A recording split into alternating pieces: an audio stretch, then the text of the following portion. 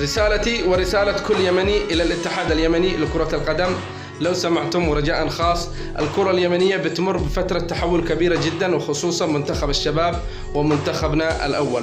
الرجاء الحفاظ عليهم، الرجاء دعمهم، الرجاء معسكرات وتدريبات إلى أن تأتي البطولات، مش يعني نهملهم إلى أن تأتي البطولات ونستدعيهم. كلكم رأيتم منتخب الشباب وما قدمه في بطولة كأس الخليج للشباب، تأهلوا إلى النهائيات رغم قلة الإمكانيات وقلة الدعم، كانوا نجوم وأساطير. خسرنا الكأس ولكن قدموا بطولة خرافية وحصلنا على المركز الثاني، وهذه أول مرة في تاريخ الكرة اليمنية.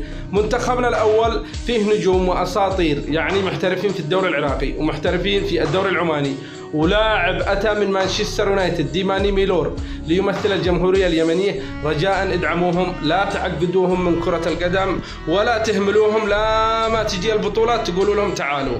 ضروري استعدادات وتدريبات ومعسكرات من أجل